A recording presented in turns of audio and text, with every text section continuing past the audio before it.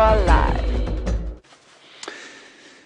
Good morning everybody, and welcome to yet another spectacular northeast South African dawn. The grey dawn light has given way to gentle hues of orange and yellow here. A wind blows from the east unusually, and we're sitting here at the hyena den, where we're hoping to see the mother, Gwendoline, bring her two little cubs out. Unfortunately, neither cubs nor mother seem to be in attendance.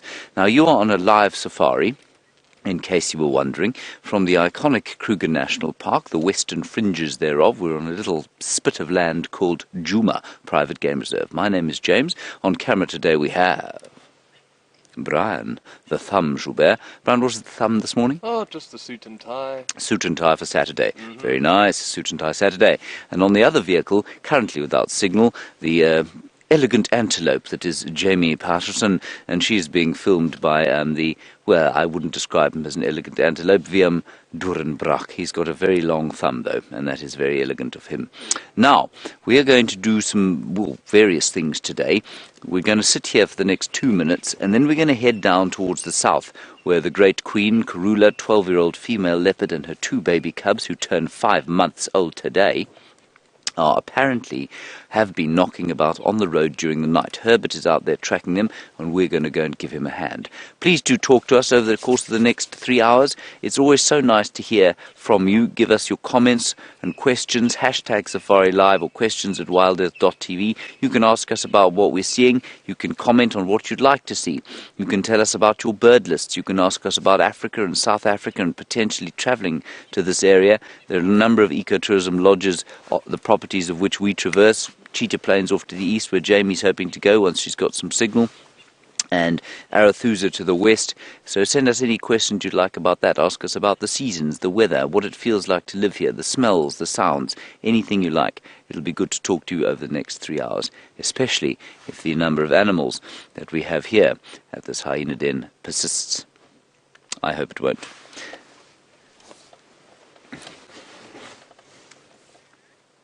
Hello, Caroline. You're asking if it's winter in Africa at this time of the year. Well, Caroline, good question.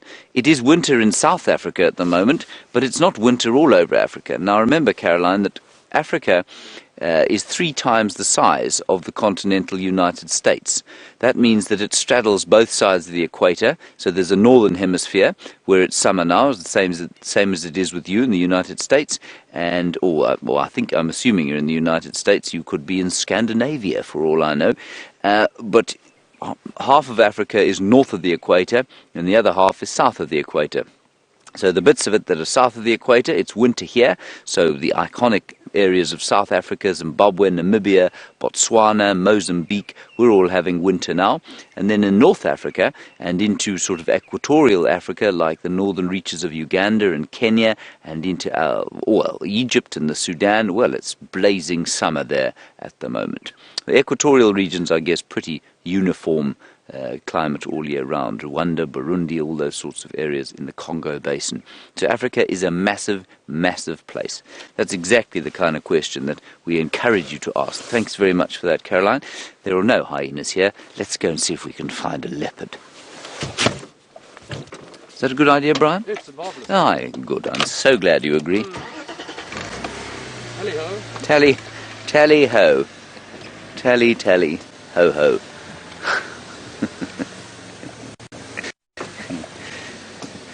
It's about 14 degrees here at the moment, which, if memory serves me correctly, is around...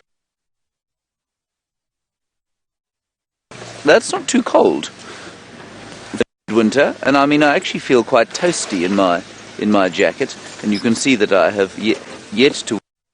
It's not because I'm tough, it's because I don't have flesh on my legs, and therefore they don't feel the cold.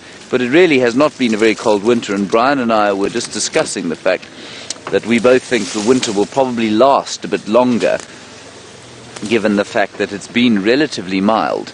And I mean, what we describe as cold here in the southern reaches of the African continent really cannot compare with what most of you in the northern reaches of the world have to say about the cold.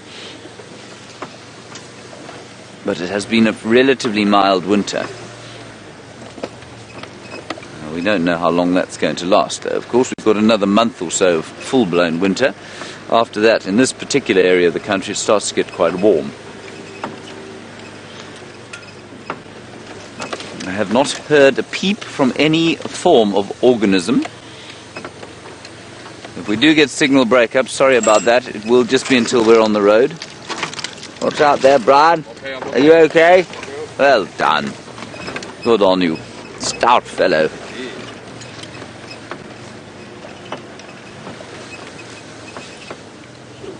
Right, there we are. Onto the road. So as I was saying, I have yet to hear a bird this morning. The sun is going to peep up probably as we go down here. I'm slightly surprised it hasn't yet. Brian, why is the sun late today? Cloud bank on the horizon. A cloud bank on the horizon. That would be the most logical answer, wouldn't it? As opposed to the Earth having reversed its trajectory, for example. Yes. Good point. I can see where it is starting to glow in the east there. I'm just going to drive a little bit more quickly because we'll get on to quarantine clearings then, which is a nice high point, and we'll see the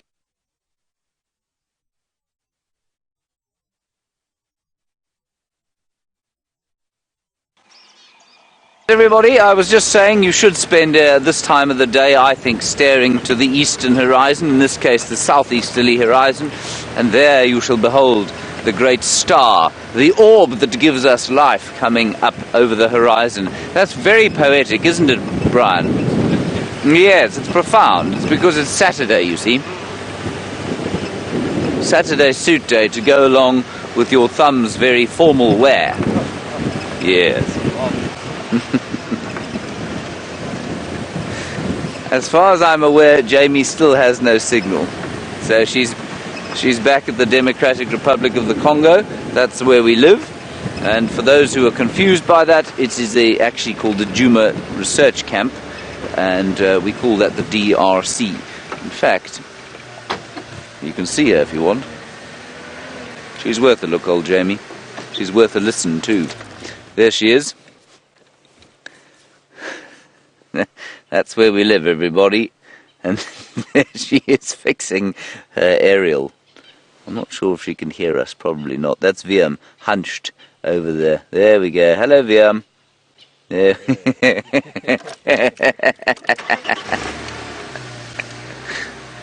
They're just hoping Connor will come and help them fix up the car.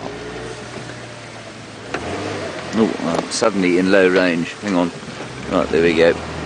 There comes the sun. You saw the glow there.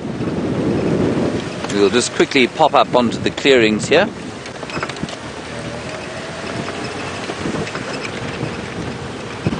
And watch the sun come up. I'm hoping Herbert will find Karula and her babies, because it will be so nice to spend a nice morning with them.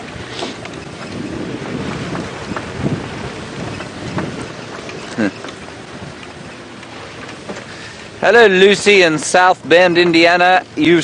I haven't heard from you for a little while, so nice to hear from you again. You say you've been stuck on 229 birds for the last long time, and you'd like to add to that. 229 for this area is a very good return, Lucy, and you're going to very slowly add to that. But we saw a bird yesterday, and maybe you can ask Jamie if she eventually gets mobile. If she can try and find it for you. She's going to Cheetah Plains, and we saw a Temminck's courser there yesterday, which is not that uncommon. It is very uncommon. If it isn't, let's ask Jamie to show it to you. Here are some... Hello, beefies.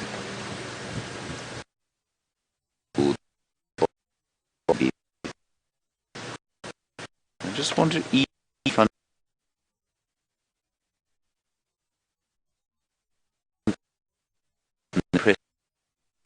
Quite strongly.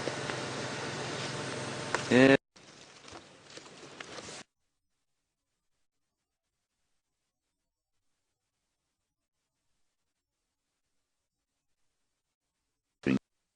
Because, well, they can themselves against each other's bodies. So I'm not eating away at the ticks already. Brian. The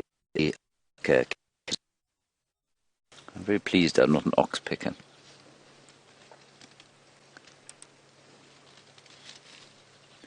So these chaps are just lying here, chewing their cud a little bit still. Some of them are just standing, and they'll start to move around now and go and find something to eat as the sun comes up. There you can see the eastern glow. Ah, I can see the sun. Brian, I see it, I see it. There it is.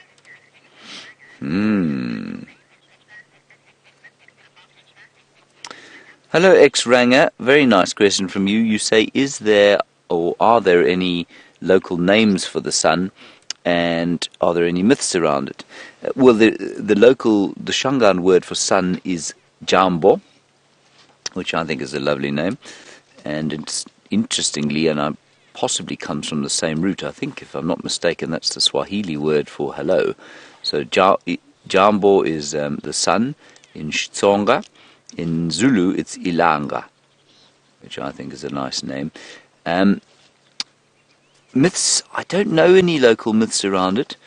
We must ask Herbert, actually, the next time we're on walk with him. Might try and do a walk this afternoon with him, we'll see. And that the best person to ask would be him. I don't know of any local myths. Isn't that nice? I think that's really rather pretty. I might take a picture, Brian. Oh. Yes. Greatest landscape photographer. The world's greatest landscape photographer will now take a picture of the sun. But that is what I was designed to do. Far more so than taking pictures of animals, which are normally rank awful.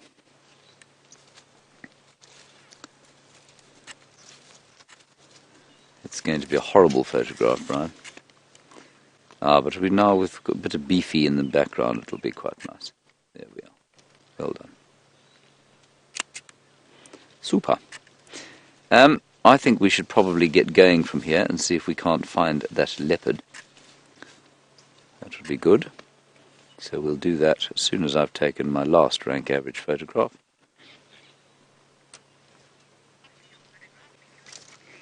There we are.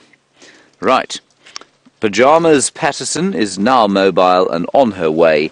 Let's go and say good morning to her. Good morning, and we seem to have sorted out our problems after much technical expertise. Turns out if you turn it off and then turn it on again, it works once again. My name is Jamie, and this morning I have Vim on camera with me, and we're planning a trip to the Far East, sort of, as far east as we can go, which is towards Cheetah Plains on this chilly winter's morning.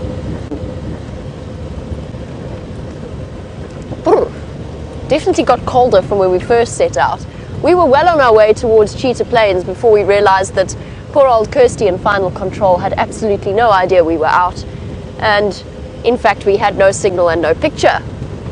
We seem to be up and running though, and Vim's managed to do some kind of bush mechanics. I don't know what he did, but he took a piece of zebra wood and he sort of duct taped it to the antenna. Looks very fancy, and it seems to be working all right. It's amazing what you can do with some duct tape and, not duct tape, gaffer tape, sorry, gaffer tape, get it right. Some gaffer tape and a zebra wood branch. We're also on quarantine, obviously, since that is the main portal for all places extraordinary. Apparently, I'm sure James has updated you, Herbert has found tracks for Karula's and her cub. So we're going to leave him to follow up there along with Herbert, and we're going to head off to the east. Now, Kathy in Tennessee, good morning and welcome to the Sunrise Safari. You were wondering what happened to our little baby buffalo from yesterday. Well, the truth is we don't know 100%, but the news is looking really good. I went back about an hour and a half or so after the end of the Sunrise Safari, and there was nobody there. I mean, no buffalo there. Which could only mean really that Mom stood up, she gave her baby some milk, and off they wandered deeper into the safety of the block, which is fantastic news for us. It was a very difficult sighting to watch, and James and I had a conversation about it and just sort of came to the conclusion But these animals are sort of endlessly more resilient than we believe them to be. So Kathy, hello Zeddies, trying to get you a view of them disappearing through the bushes. We'll try and work our way around some very cold looking impala to get you another view. They're all sort of deep red and shivering and very fluffy. Let's go forward a bit. We'll see the zebra in the morning light. Hello everybody. Good morning.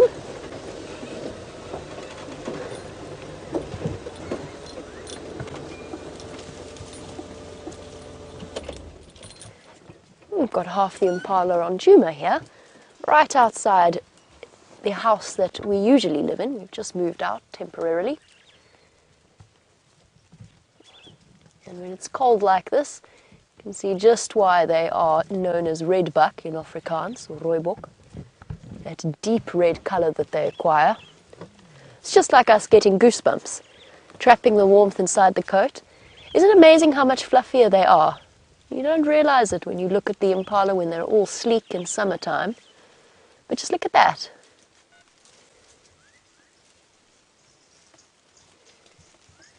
Unbelievably fluffed up. I wonder how Nelson is doing, the one-eyed, one-horned impala who has become something of a favorite on these live safaris. I haven't seen him in a while, but I'm sure he's around and about. Definitely a survivor is Nelson. And the impala herds are actually starting to sort of go back to normal. The large breeding herds, lots of different males and females all wandering about together. Our zebra are playing a bit camera shy. They don't want to appear on your morning safari. They're all hidden. Oh, and the drongos are making such a noise. There, our zebra. There's the stallion at the back. Well, he's not far away from us. It's extraordinary just how well they disappear. Oh, Drongo's making a frantic noise. What's got you so worked up? There's one of them. Sorry, we're doing a left and right morning safari.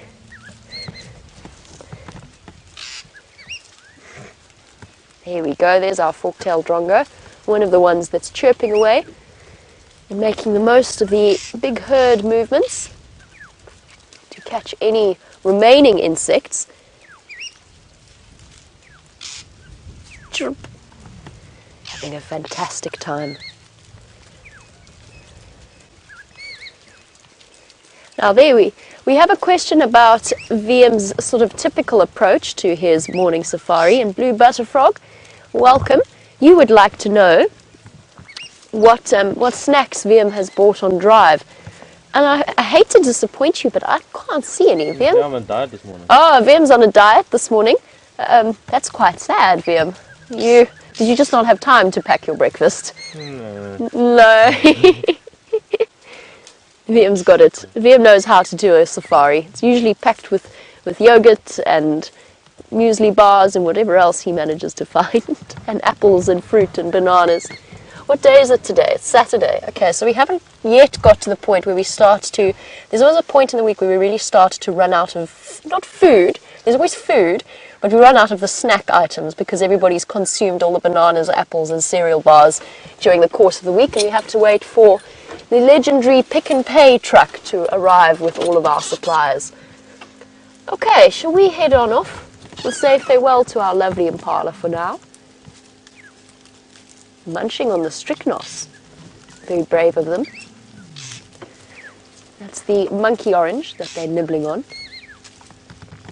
Bit of a tricky thing, as we saw before. They've got to watch out for the spikes and the thorns. Make sure they protect their eyes. Actually, this is really cool. Nibbling away. It's such a delicate process.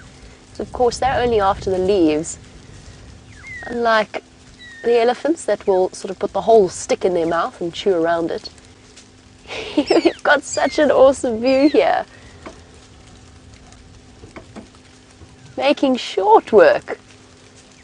of each and every leaf on that strychnos plant. Nibble, nibble, nibble, nibble, nibble.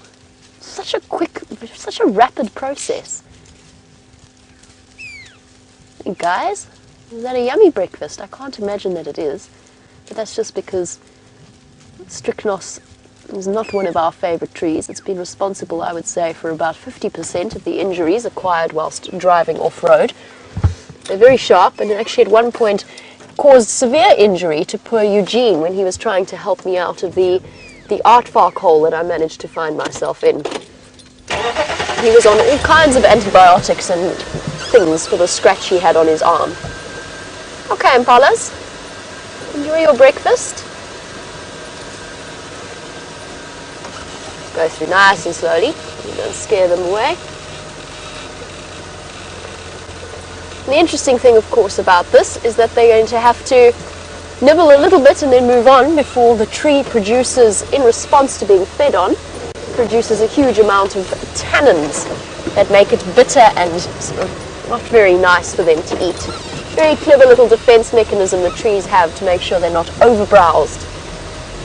But while we carry on our journey to the east, straight into the rising sun, we'll send you back across to James, find out what his plans are. So some very interesting developments, unfortunately, on Torchwood, but I mean, that's okay. We just can't go there, but if you were a guest at Djuma, you would be able to go there. What we've got there is Quarantine killed a warthog yesterday, and he hoisted it into a tree, but Mike from Cheetah Plains has just been there. He says there's another big male leopard in that area, and he's stolen the kill from Quarantine. Now, who is that? Mike thought it might be Tingana, but he hasn't had a very good look. But Mvula was around there yesterday, and Mvula, we think, is Quarantine's father. It's quite interesting that that situation is playing out there. So we'll keep you posted there.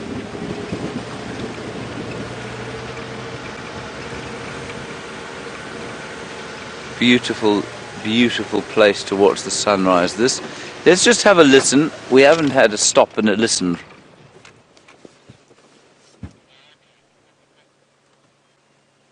It's so quiet, so quiet.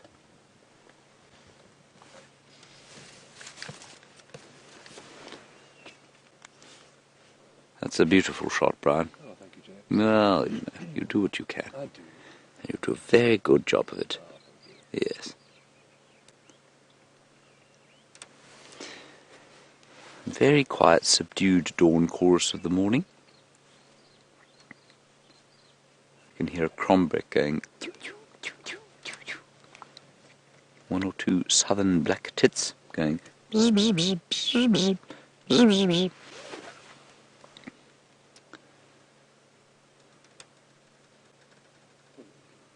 Beautiful, beautiful morning.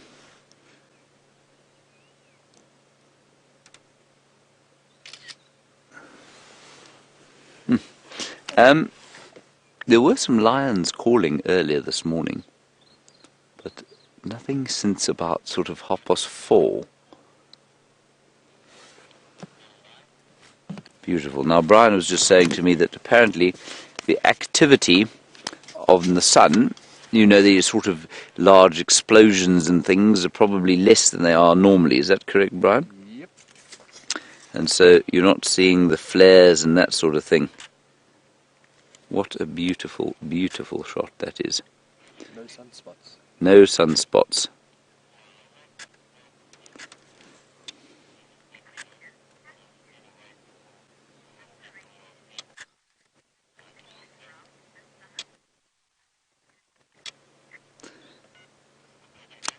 Sorry, Kathy in Tennessee, the game drive radio is going ballistic, I'm afraid. I missed your question. Can you go again with it, Kirsten? Ah, right. When does the rainy season start, and do we expect a drought? The rainy season, in theory, Kathy, starts probably only in November. And do we expect a drought? Well, we don't know.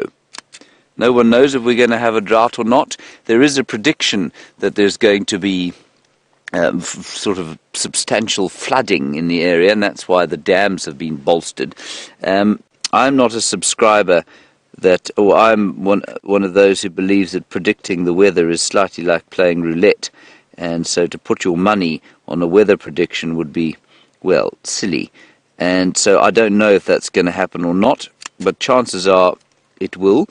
We might have another dry winter, though. You know, it's quite possible that we'll have another very dry summer, like at least rainy season, like we did last year.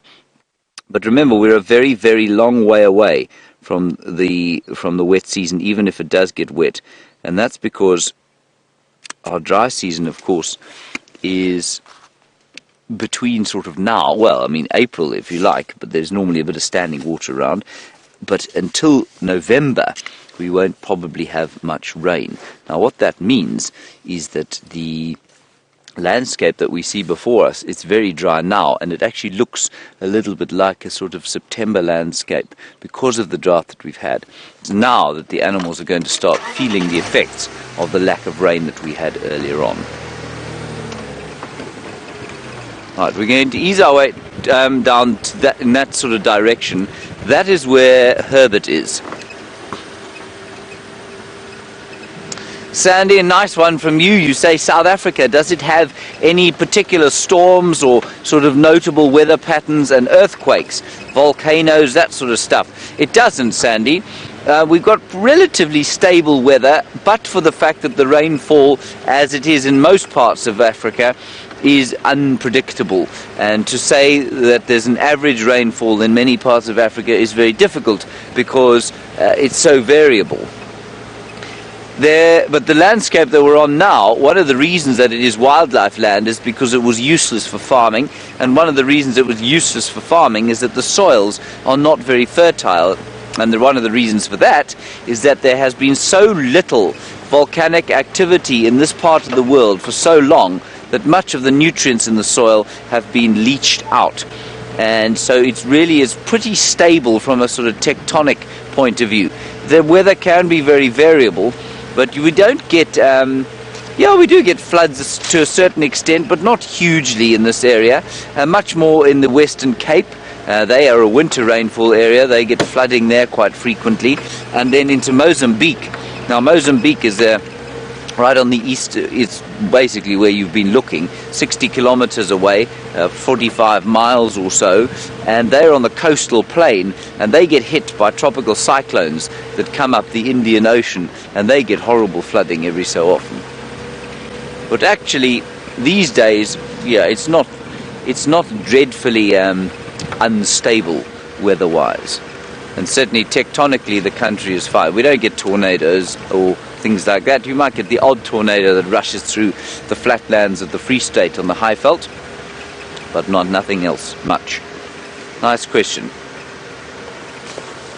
Alright, let's go across to Jamie and get an update from her, and I'll go and find out from Herbert what's happening with him. While James checks in with Herbert, I'm making sure to double check along Twin Dams Road in case Karula decided to pop out in this direction.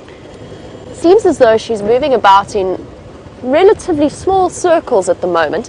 We'll keep our fingers crossed that we might encounter her. Between the three of us, we should have all of the bases covered. And while we carry along down here, I hear that James was talking about earthquakes.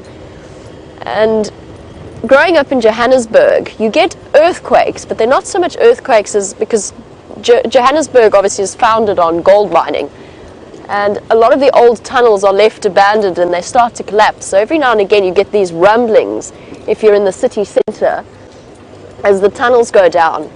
And when I first started guiding, obviously I didn't grow up around rifles. I hadn't really fired one until I started guiding, but it's something that you really need to do. You need to learn how to shoot and to shoot accurately.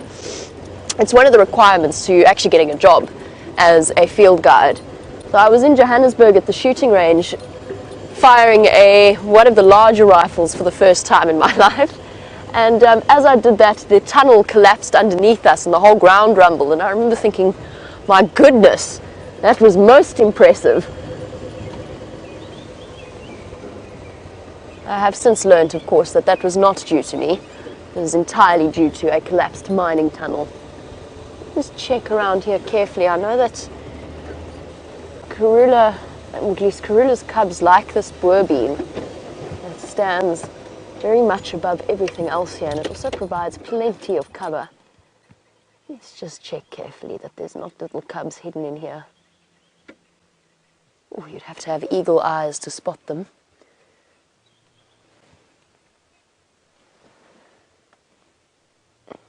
All looks quiet there.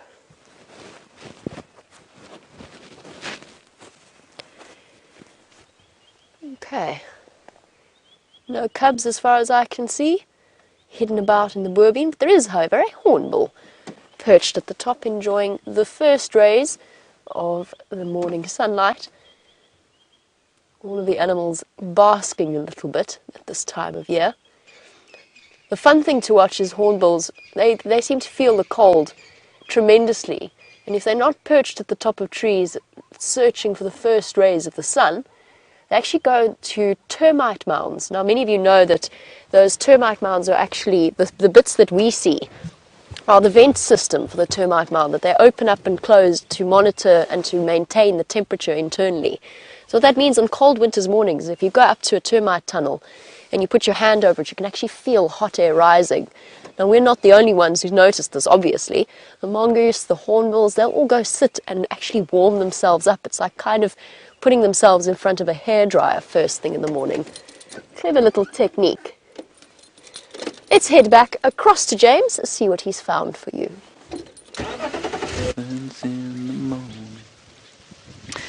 Hello everybody, I think this is our favourite little third trunk elephant herd. If I'm not mistaken, that's the cow there with her missing third trunk and a missing bottom third of her trunk. I always find that it's very difficult to say that.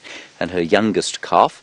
And the others, well, they may have been joined by another one. It's normally only 4 of them. Let me just sneak forward here. Now, we won't drive off-road for them for 2 reasons. One, well, we're not going to in the drought for elephants. And 2, it's very thick in there and will make a horrid noise. Let me just ease into a position where we can get a slight view of them. Not the best view, but that's just the way it is. We'll hopefully find some more. And I do love the picture of their grey bottoms going through this winter landscape. So different from the summer.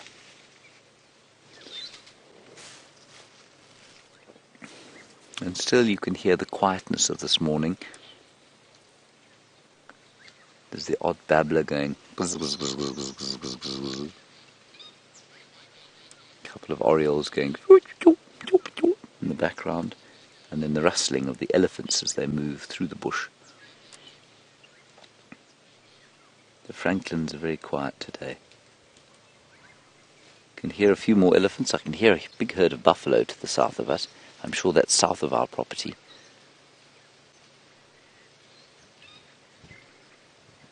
And if you want to see some more elephants, there's a herd of elephants at the Djuma pan, apparently. So check out the Djuma Dam cam.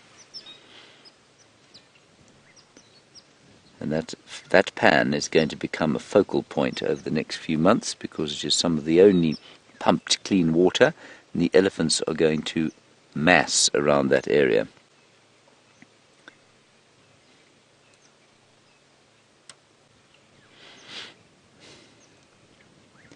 See how quickly they disappear?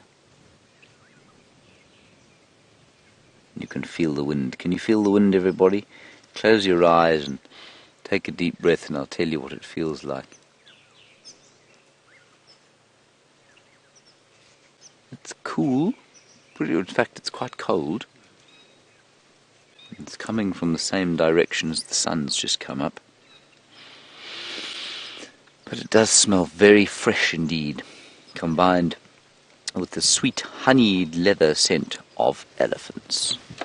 Well, that was a nice little sighting, a cameo appearance from the elephants. We're going to continue down this way towards Treehouse Dam, and we'll find out from Herberto how his tracking of Karula the Great Queen has gone. But she could be anywhere around here, so we're going to drive very slowly.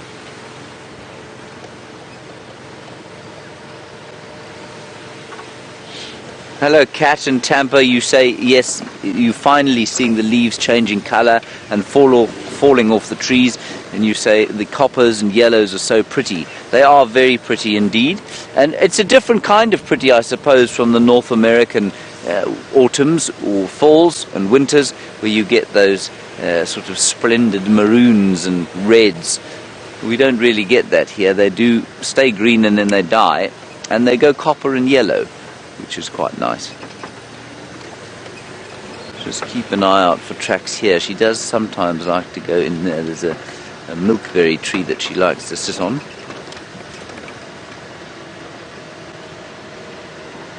Hello, Heidi in Canada. You want to know how many trees there are on the Kruger Park, how many kinds of trees. I think that there are about 900 species of tree. Isn't that amazing? And that includes the little shrubs and things and the really lesser known ones and all the ones that you'll find in the sand forest, for example. But yeah, about 900 species or so. It's intimidating to even think about that number of trees in an area. In this particular area, though, we don't have anything like that. I think we've probably got about maybe 200 or 300 species of trees in this area. And that includes sort of bushes and shrubs and that sort of thing. Now keep an eye out for Karula the Queen. She might be on a termite mound. She might be in a tree along with her littlies. She might be walking them along the road.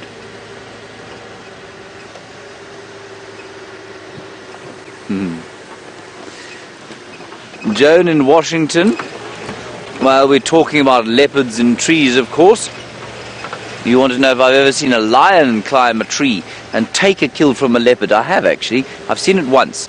I've seen 2 male lions leap into a very scraggly sort of knobthorn tree and steal an impala from a leopard that was then perched higher up where it knew the lions wouldn't go because they were too heavy.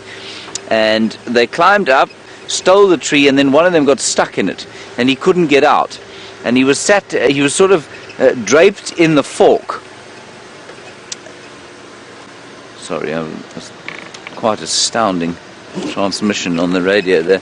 In an accent I've yet to hear. It was could have boned herring at 20 fathoms. And this lion got caught in the middle of the fork of the tree, and he couldn't get out. And it was hilarious to watch. Eventually he did get out, and he then fell to the ground. But it was cats, especially the big cats. The bigger the cat is, it climbs incredibly competently, but getting out of a tree, the bigger the cat is, the worse it is at become a sort of an elegant descent. And he got stuck in the fork of the tree while his brother devoured the impala on the ground, and I think eventually when he fell down, there was nothing left.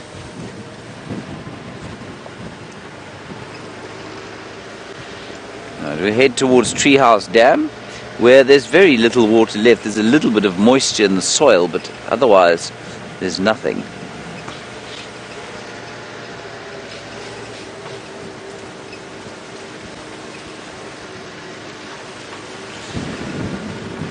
Now, what else can we find around this breezy morning?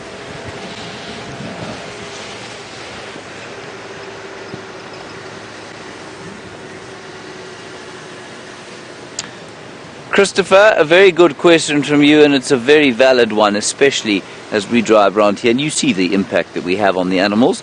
And you say, are there any places in South Africa where it's just wilderness, where people and cars are not allowed and the animals in the landscape are just left to be on their own?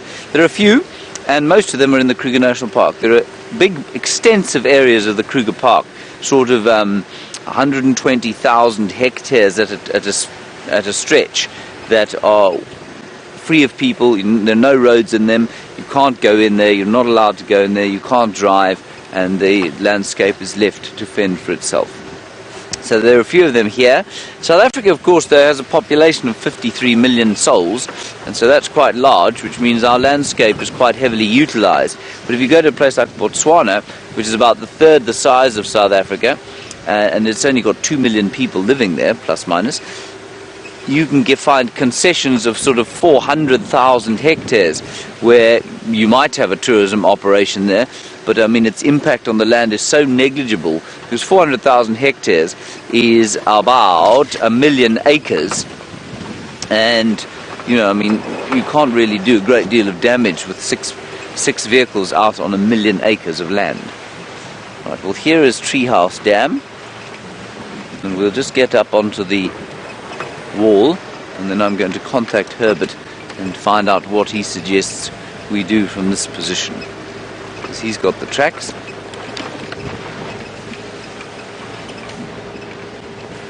It'd be very nice to spend a bit more time with Karula and her babies. I know that's rather selfish of me.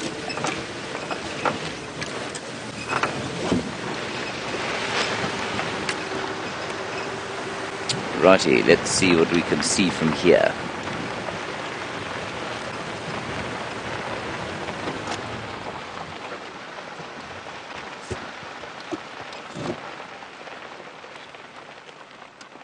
Ah, the silence is marvellous. Ooh, duiker. I saw a duiker. It's gone running off down there. I thought it was a leopard. It isn't. What a sadness. Herbert, you copy, Herbert? We'll just quickly get an update from him. Herbie, one Treehouse Dam wall. Where do you want us to check?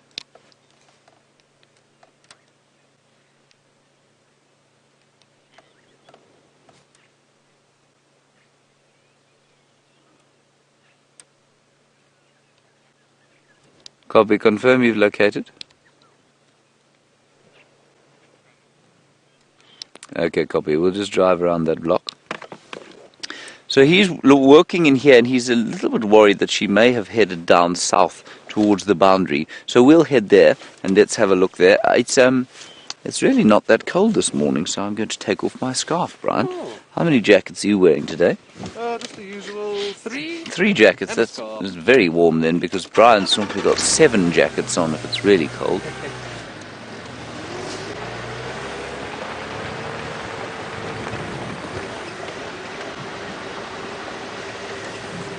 Ah, Julia in Houston, I did indeed. You say, did I find out the name, the Shangaan name of the jackal, which I didn't know the other day? And Julia, I did, and I found it out in 2 ways. One, very kindly, I'd forgotten that we actually had a blog up on Wild Earth with all the Shangaan names, and that was reminded to me by one of our viewers. And so I looked there, and then I asked Herbert, and he said he confirmed what was written there, and a jackal is mangawana. That's what it is. It's what a side-striped jackal is, at least what a black-backed jackal is, mangawana. There is a name for a side-striped jackal, and there's one written there on the on that blog, but Herbert reckons that people just refer to jackals these days by that one word, mangawana. Thank you very much for reminding me of that, Julia. I'm very pleased that I managed to remember to find out. Right, we're going to ease along here. I mean, this is where we checked yesterday, and there were tracks all over the road here yesterday. I couldn't come up with anything. I don't know which side of the road they were. I suspect maybe Herbert and his vastly superior tracking skills might have a little bit more luck than I did. And you can see the vehicle there that he's come in, just in front of us. And he will be walking through this block on foot, trying to come up with a sign of the Queen and George and Charlotte. Indeed, there he is.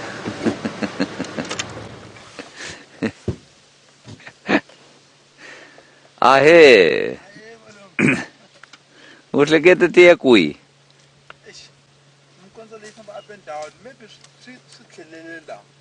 Lankoven. Okay. All right. Ntajika lega garmen. Okay. Okay. Okay. All right, everybody, that's Herbert just telling us that the track's going up and down all over the place, not sure exactly where they are. And while we try and figure it out, let's go across to Jamie and find out what's happening with her. Isn't Herbert absolutely amazing? He is such a wonderful character.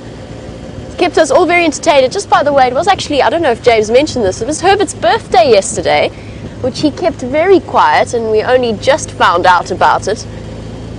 A very special happy birthday to Herbert for yesterday, and to Mama Z, who, Mama Z of course, takes care of us spectacularly well. She really does look after the entire camp, which can be something of a tricky experience, I imagine, for her. Alright, here we go. Coming up to the Cheetah Plains sign. The first thing in the morning trip to Cheetah Plains gets a bit chilly. You have to drive relatively rapidly. So just an update, I'm not sure whether James has mentioned it, but Quarantine is still on his warthog kill.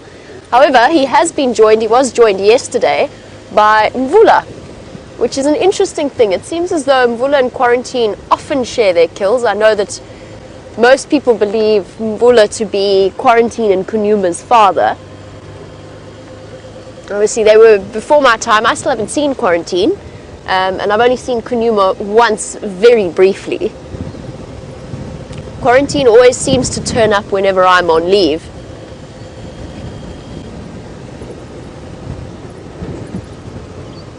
Now, see, Wade, you've asked a question about Quarantine. Of course, I haven't seen him before, so the answer...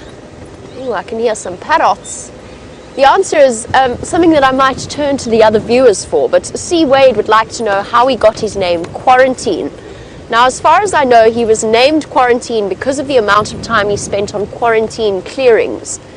So that big open clearing that James was on at the start of the Sunrise Safari, which in turn was called Quarantine Clearings due to the fact that at one point cows, before the Sabi Sand was a nature reserve, cows were quarantined there.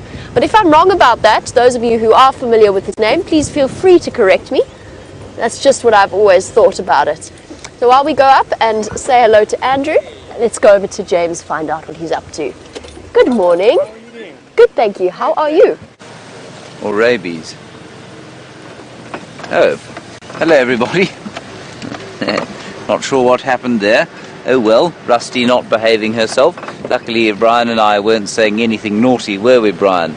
No, we were just discussing that we thought Quarantine was not a very nice name for Quarantine, and how we may as well therefore call Sindile Rehab or Rabies. I'm glad we haven't chosen either of those names for him. Anyway, so it goes. I think Q-Mail, I think everybody calls him Q, is much better than Quarantine.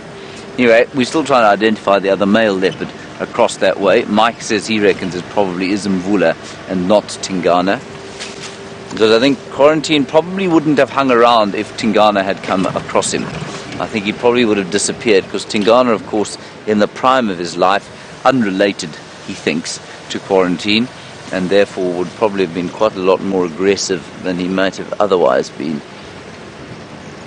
Now Herbert is a bit flummoxed by these tracks. He says they're going up and down all over the place.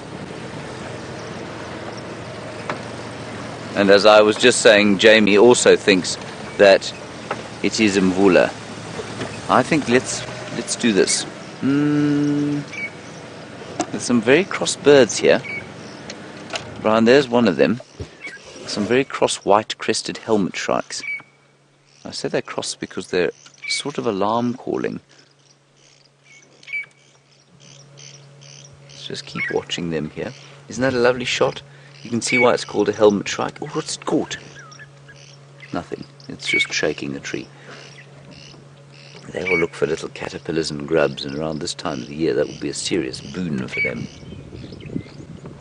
Isn't that nice? You can see why it's called a helmet shrike, with that grey helmet, and indeed it used to be called a grey helmet shrike, which would make a whole lot more sense than white-crested helmet shrike, but you know how these ornithologists go. They're all on the ground there in front of us now. And there's it. There, he has caught something. Hop, hop, hop, hop, hop.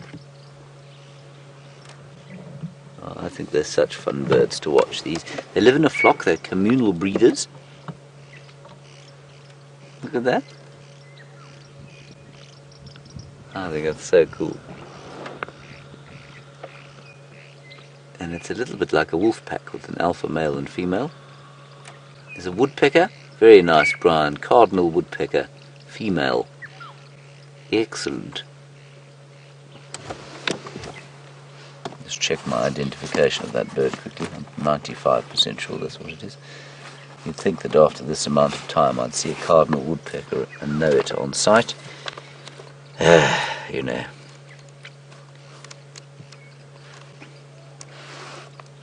It is a cardinal woodpecker female, that is correct. The only other one with a plain black head is a bearded woodpecker, but she's much bigger than that.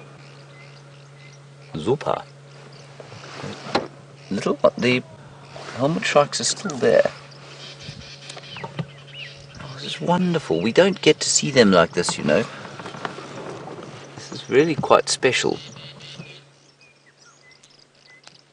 And I just want to find out exactly what they eat at this time of the year. Listen to them. Can you hear them?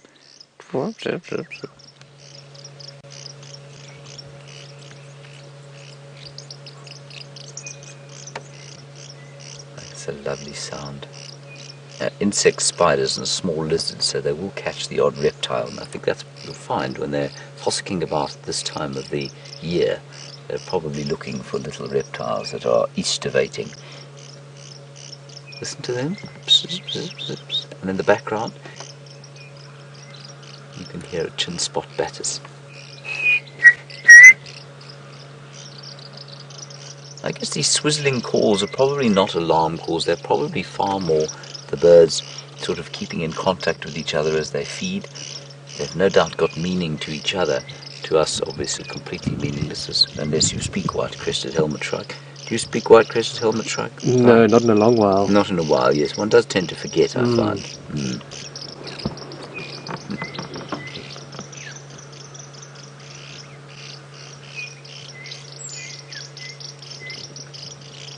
So I was just checking up also on the breeding, and they are cooperative breeders. In other words, all of this flock will help raise, but only one pair will breed, and it's a monogamous pair, and their marriage apparently lasts for about 2.5 years, which I think is quite fun. They have a marriage that lasts for 2.5 years, and then they move on to another monogamous pair. They probably live for about 10 years, I imagine.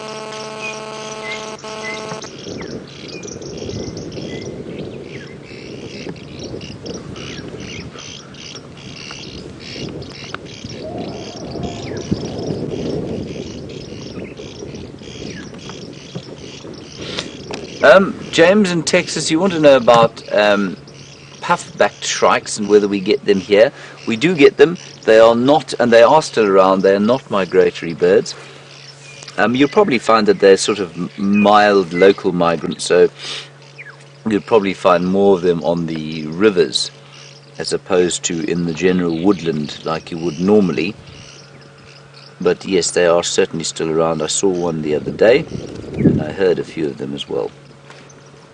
I'll show you a picture of him. He's now called the black-backed puffback, and of course, in typical ornithological style, the black-backed puffback, the most obvious thing about the black-backed puffback, Brian, is a white back, correct? Yes. Amazing. Just used to be called a puffback, and then some imbecilic ornithologist got hold of it and decided black-backed puffback was a much better name for something without a black back. And everybody else agreed because it was probably a bit scientific. Alright, we're going to turn down south now. I'm going to do a little foray along the southern boundary, see what we can find there.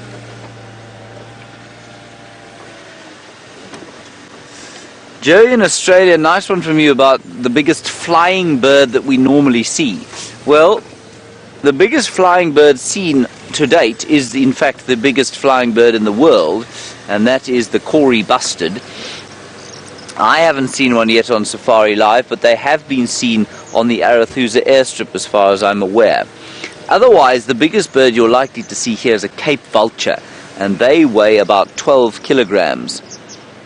and that's only about 30 pounds. It's under 30 pounds. So they really are not very big at all in comparison with, say, an ostrich, which is the biggest bird in the world, and that can weigh up to 100 kilograms or 220 pounds.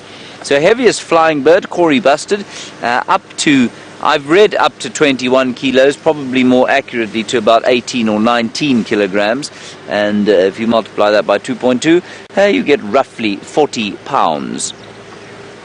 And that's the heaviest flying bird in the world. Now apparently the heaviest flying bird in history ever used to weigh 80 kilograms. That is the size of an ostrich.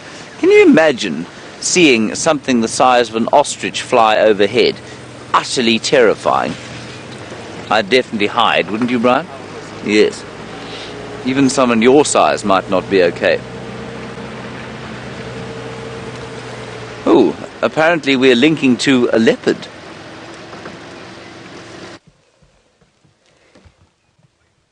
A leopard on a termite mound. And actually, one of my absolute favourite leopards. I believe, I have to have a close look, but I think we have just found Thandi on Cheetah Plains. The oldest daughter, the twin sister of Shadow, and the oldest daughter of Karula, the queen that James and Herbert are searching for. Hello, girl. And we actually have Andrew to thank for this, because he said to me there were female leopard tracks coming up from Annette's, which is south of Cheetah Plains, towards Djuma Dam. And lo and behold, here we have Thandi on a termite mound. And I'm very happy that she moved, because if she hadn't moved, I wouldn't have spotted her. Hello, big girl. It's amazing, you can so see the resemblance between Thandi, Shadow and Karula. Isn't she just stunning in this morning light? We spoke about before, this looks like a combination of the two. We saw her a couple of weeks ago around the Muwanini, and we speculated that she might be pregnant. Looking at her now, it's hard to tell. Let's just wait for her to move forward a little bit. But she has had a meal recently. That full belly is not just, if she is pregnant, it's not just cubs.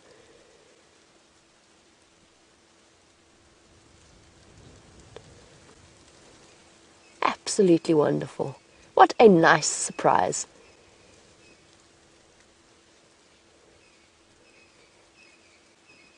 Now, for those of you who are new to Safari Live and our different leopard characters, to see a leopard perched on the top of a termite mound like this is actually a very common occurrence. That's because it provides them with a perfect vantage point. They can scope out the area before they go wandering through. The predator's eyesight is actually relatively good. She's geared towards movement, so they're attracted by movement, just like lions, which is why we always say when confronted with a leopard or a lion on foot, you absolutely never run away from them, because you trigger that instinct within them. So she's scanning, using those hypersensitive ears and nose and eyes, all in combination to see what she can find. Something's attracted her attention ever so slightly.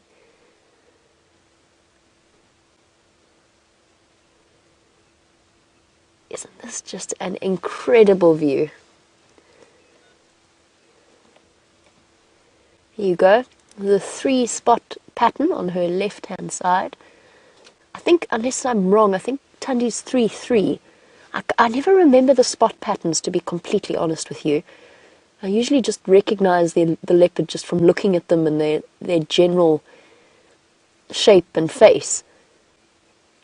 3, what do we got there? 3-3. What I'm talking about is the top row of spots on their nose, their whisker spots. Oh, fly is irritating her. And that's how they get classified. So if you look at the top there, if you count 1, 2, and 3, just where her nose starts to curve upwards. Oh, look at that. But no, she's, ooh, look at that belly.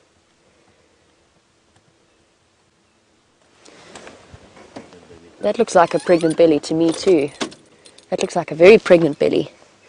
It's right at the back. Isn't she just glorious in this dappled morning light?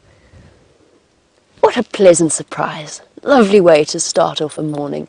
Definitely made the chilly drive to Cheetah Plains 100% worth it. We shall endeavour to follow, dodging the strychnos as we go, or the monkey orange as we go.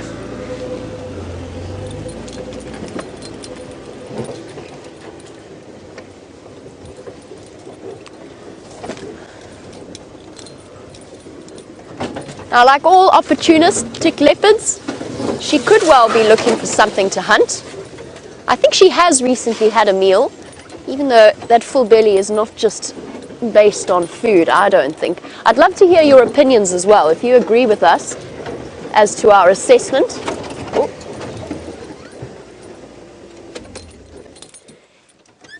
She's scent marking her territory, but if you agree with our assessment as to Thandi's condition, so to speak, and whether or not she's pregnant, I'd love to hear from you, as we always do. You can send that through on #SafariLive on Twitter, or any other questions that you have, or you can email through to questions@WildEarth.tv.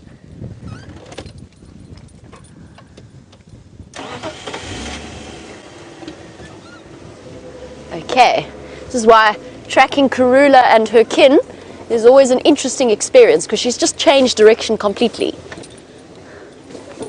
I'm hoping she's going to stay on this path and make life relatively easy for us.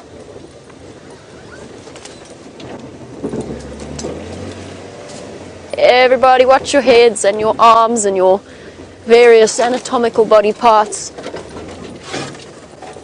because she's leading us through a strychnos thicket.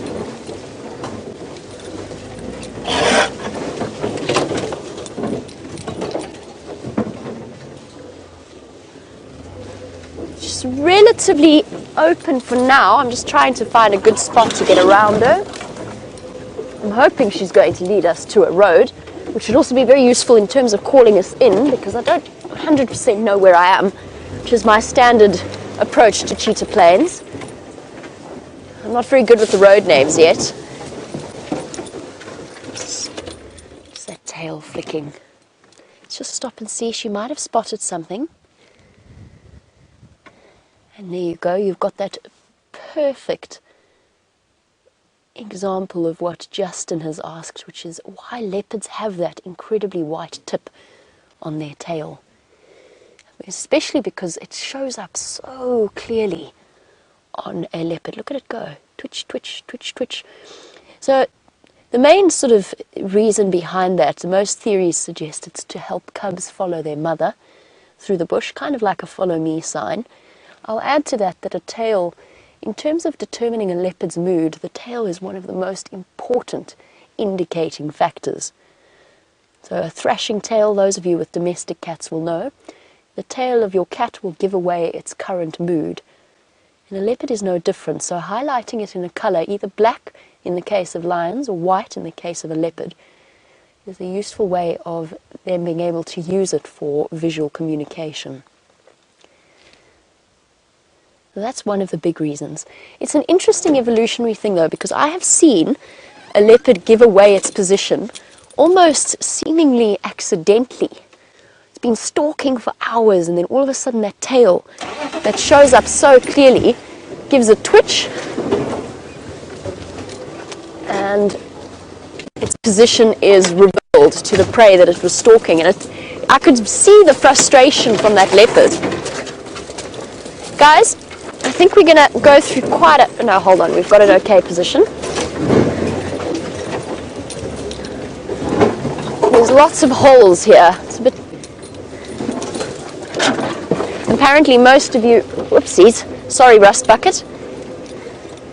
Most of you agreeing that she does look particularly pregnant. Oh, look at that. That's stunning. A little trot up the termite mound. Scouting about, on alert. Isn't she absolutely beautiful?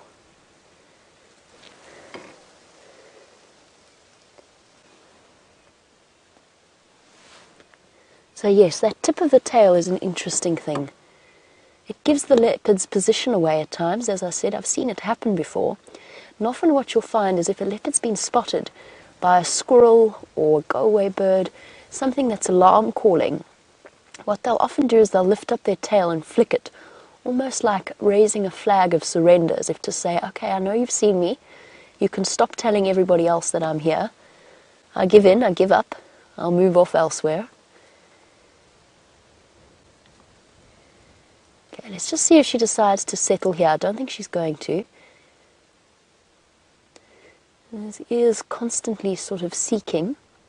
I think she is hunting. And we're going to be very careful not to risk interfering. Oh, time for a quick scratch. Haloed in this morning light. Absolutely beautiful. You can really get an idea of just how long a leopard's whiskers really are. Not often we get to see them highlighted like this.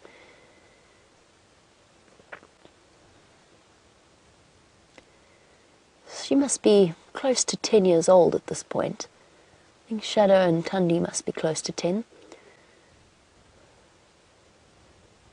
Both of them have had relatively, I think it's just maybe because we compare them to their mom, but both Thandi and Shadow have had relatively unsuccessful attempts at raising litters of cubs.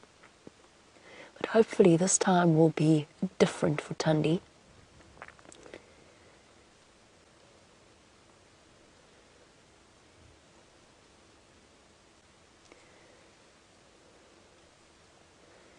And Aqua, you were wondering about her success rate as a mother.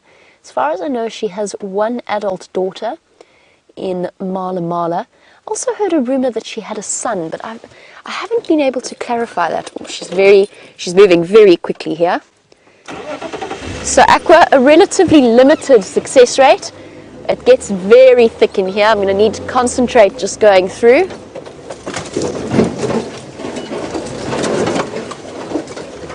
Don't want to lose her in this strychnos thicket.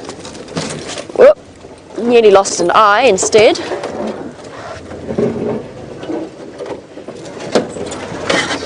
I think she's going to lead us where we can't follow.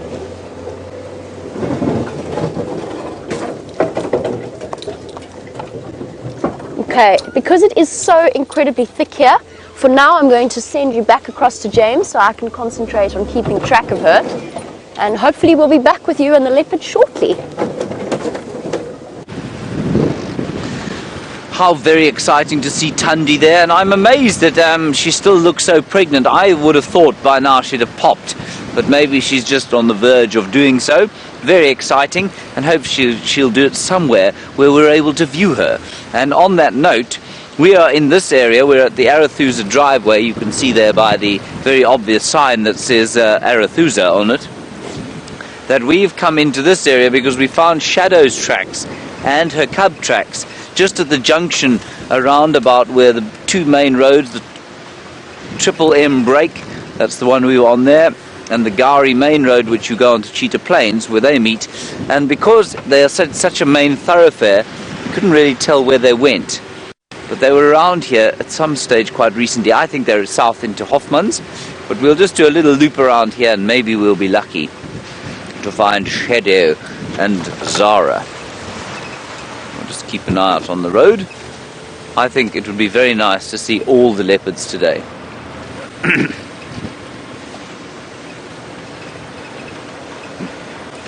Hello Bud in North Carolina, a good question from you. You say you haven't seen or heard anybody mention the Anderson male for the last little while, and you say, is he still alive?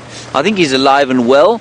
The reason we don't talk about him is because we don't really see him, and we haven't spent a huge amount of time on Arathusa recently. His western boundary, or his eastern boundary, sorry, is the western boundary of Chingana's territory, and quite conveniently for them, And for our descriptions of them, that is the western boundary of our traversing, which means that unless he is really in the far eastern extremities of where he operates, we are not going to hear about him. We're definitely not going to see him. So the chances of us ever seeing him are very small anyway, because he is largely off to the east of us. Okay, Jamie's back with Thandi. Enough of my waffling. Let's go back and see her. There's something interesting about Thandi's behavior. She just listened very intently off to the east of us and then immediately changed direction and is slinking off to the west. And I wonder what that was all about. Okay, well, time to mark territory at least, so she's not scared. I think we'll go and investigate what she was looking at if we lose her. Which I'm really hoping we're not going to. She's coming across to a place called Djuma Dam, strangely enough, all part of the intricate history of Cheetah Plains and Djuma, which are interlinked. Where did she... Oh, right, yeah.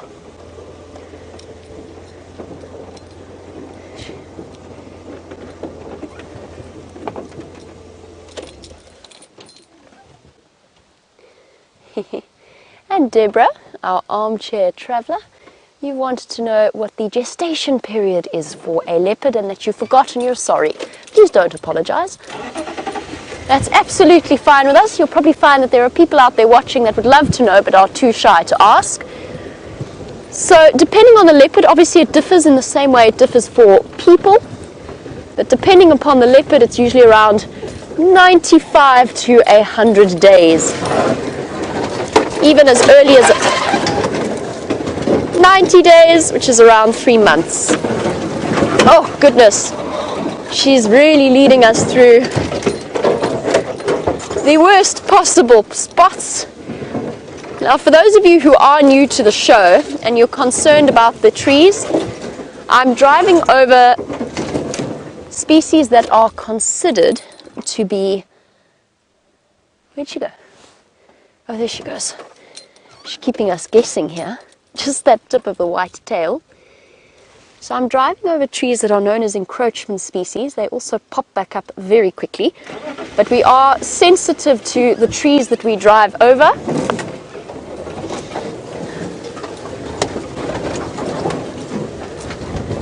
Very, very careful not to cause the environment any damage. Okay, we're going back this way, are we? Whew. I'm glad we did that big circle. Promise you, this is why tracking Karula is so difficult. So Paige, you talking about Thandi's success rate as a mum. I mentioned that I heard that she had a son, but that I was unfamiliar with his history. Apparently, she has an adult son called Bahuti. You've seen Bahuti. So that's Thandi's son, is it?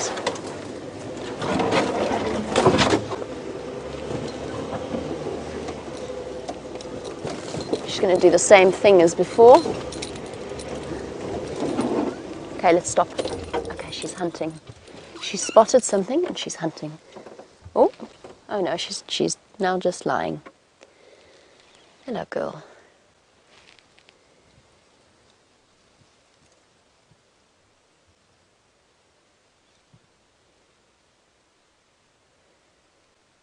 What have you seen?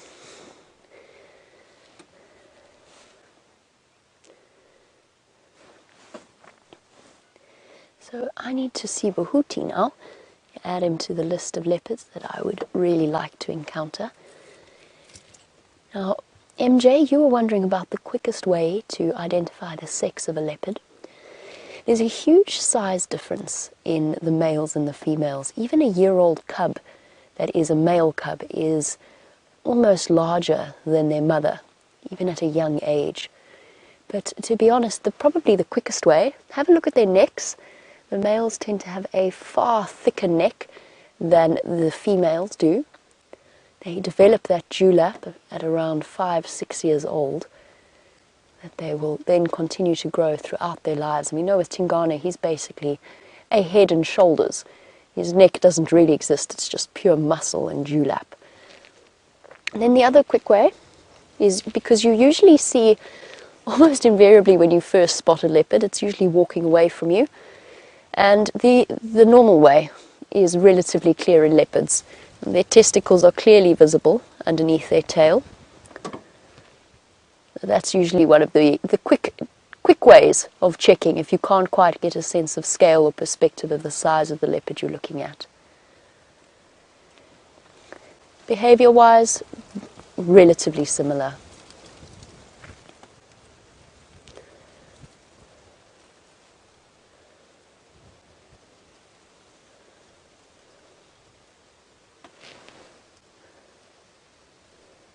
She's settled down. I think there is something in the block. I think the reason for her sudden change of direction and looping around is she spotted something that she wants to hunt, but it's now a game of patience in terms of catching it. So she's very intently watching, and she's waiting for whatever it is. She obviously tried to calculate the direction that it's walking in, as well as the wind direction, because it is very, very windy today. And she might also have wanted to place herself downwind of it, which is exactly what she's done if there is something in that direction. The wind is blowing the scent straight to her, and her scent away from whatever it is. We're going to proceed with a little bit more caution.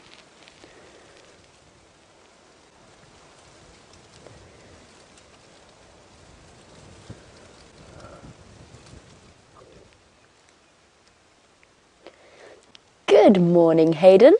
Hayden Turner is sending us a big hello from Australia, and we all miss you, Hayden. We can't wait for you to come and visit us once again.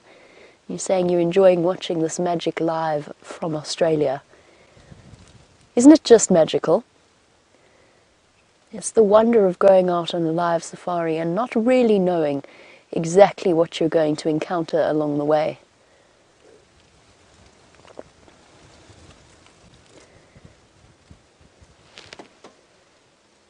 Where to next, girl?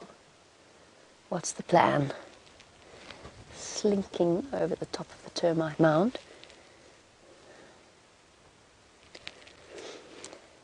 I'm hesitant for now to reposition, just because I want to gauge exactly where she's looking and concentrating and what it is that she might be trying to hunt. I don't want to interfere in any way, so we'll just wait and watch and see what she does. Work out a lot from a leopard's behavior and their focus and where they're looking. I think she's just looking for now.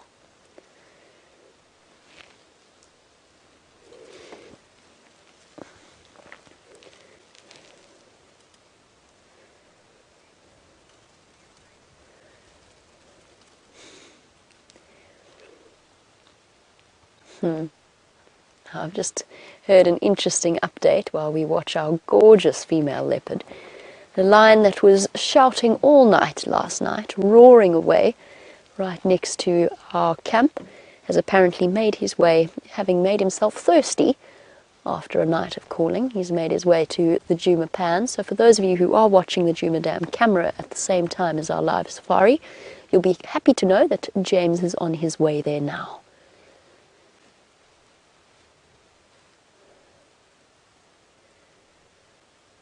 In a moment we've got this extraordinary view. What's there, girl? Are you hiding? Or just finding a comfortable spot? Difficulty is in this windy weather to try and listen. There's so many rustles everywhere.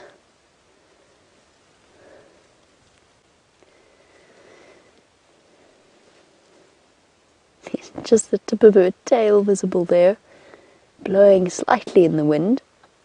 Now, we spoke about the identifying features of our leopard. We've got tip of nose and tip of tail and not much else. We will reposition in a moment. I just want to watch what she's looking at. James, you were wondering, since there's that case of the lioness with a mane, in Botswana, and it's happened a few times throughout history.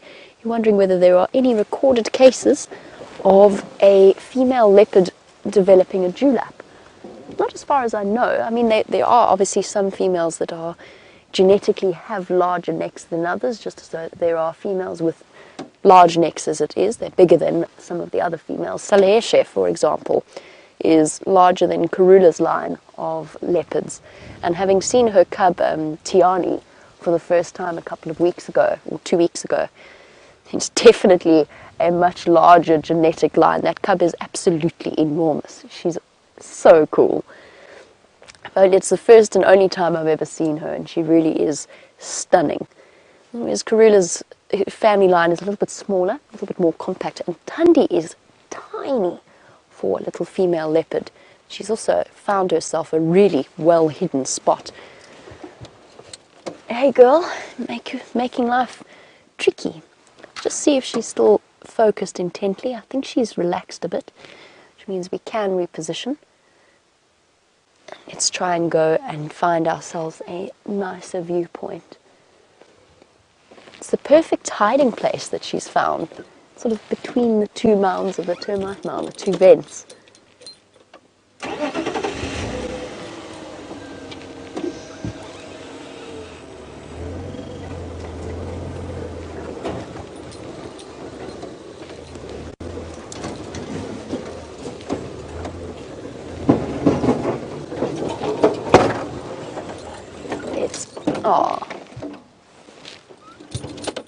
Stalled that one. The one thing about Thandi is she's got a slightly larger personal space boundary than her mother does, and than Shadow does. She likes to have the vehicles a little bit further away to feel comfortable. I think I've really tied myself in knots here. My clever plan was not so clever.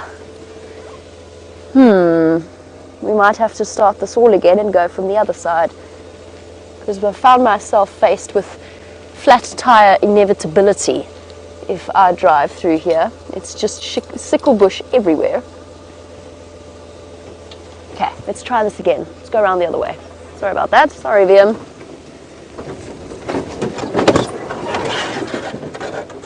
Oh, goodness me.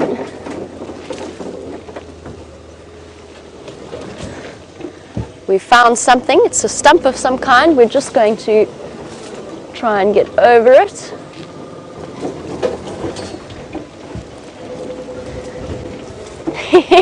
So while we attempt to negotiate this incredibly tricky position that Thandi has placed us in, or at least I've placed us in, James, you'll be happy to hear, has made his way to another one of our big cats. Go ahead. Right, everybody, look at that big lion there. I've just got to quickly call him in. Tex, male lion, junction, Wahlberg's Nest and Twin Dams Road, animal is static. Right, let's go around the other side of him. I think this is that Birmingham boy with the sort of pathetic pom-pom on the back of his tail. Yes, yes, I know, I'm sorry I said that about you. He's looking at me very angrily now because I told everyone that he's got a poor pom-pom. If you were to compare his pom-pom, though, with the one, for example, on Jamie's hat, you would be amazed at how poor it was. But now look at him in the golden light of the dawn. Hello, boy. Very spectacular there. I may even take a photograph of you. Please don't lie down just yet. Isn't that lovely, everyone? Beautiful male lion, and thank you for pointing him out to us. Apparently he was on the Djuma Dam cam. Stunning. Ooh, there's another one calling.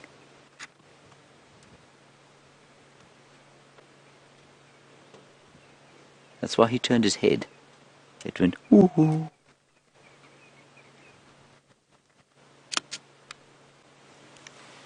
Now, I believe Hayden Turner of Australia is watching us. Hayden, wonderful to have you with us. And thank you for giving us of your time, of course.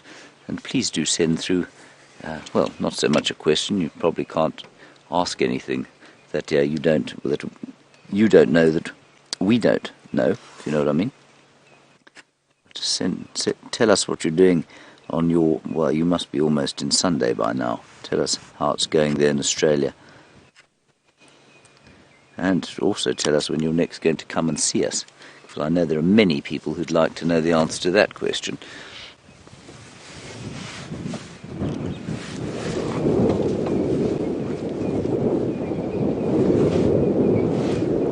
Now, a very good question from someone I think called Arathusa. That's an interesting name. Arathusa, you say, do we call lions by the groups that they are part of rather than by individual names because they're more difficult to tell apart? And the answer is yes and no. They're not as easy as leopards to tell apart. They obviously don't have those unique spot patterns beneath the nose that the leopards do. They don't have, well, unique spot patterns all over the body like the leopards do.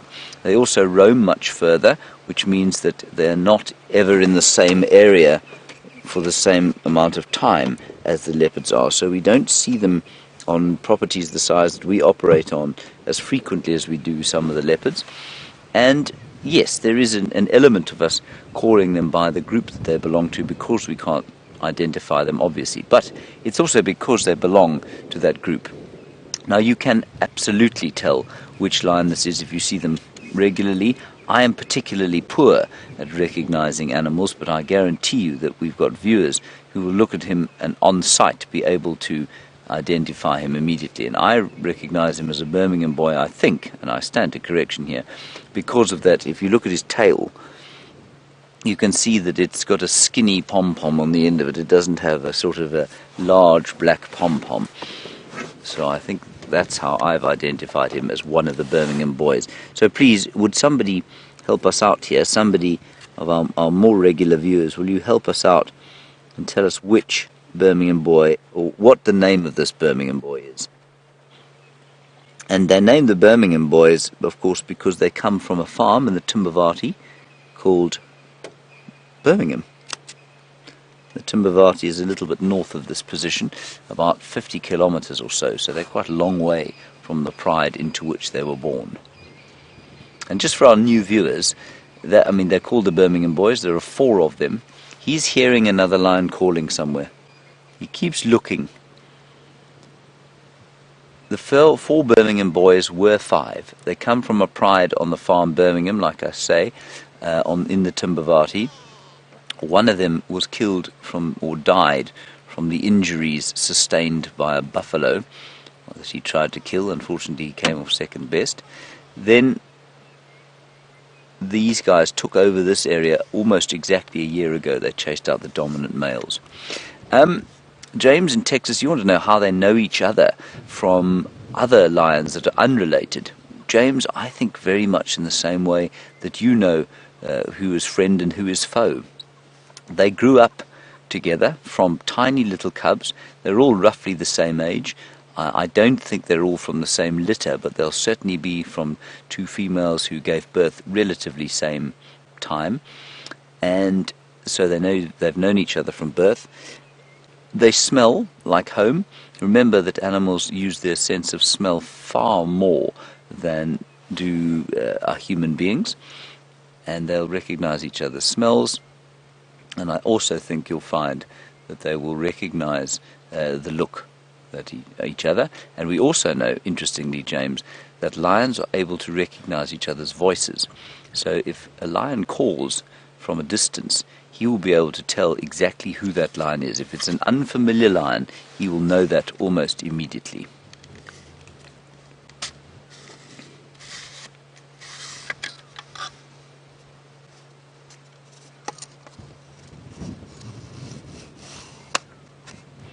And John, you say this is B-boy number 3. So the Birmingham boy number 3, or Skinny Pom-Pom, I think we'll call him. What do you think, Brian? Do you think Skinny Pom-Pom's a good name? I think it's quite fitting. It's quite fitting, very regal. But as I always say, I don't believe lions are the royalty out here. I think they're much more the gangsters, the mafia of the bush. So Skinny Pom-Pom's kind of good name for a member of the ruling Don's family, wouldn't you say? Yeah. Ooh, look. He's going to call. Or is he going to yawn? Yawn. Yawn or call? Oh, sneeze.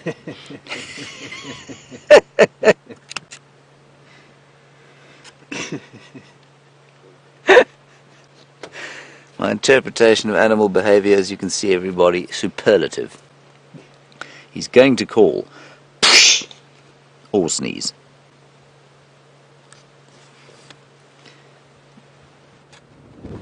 He's quite a splendid fellow though, isn't he? Especially when he's sitting up with his golden black mane shining in the sun.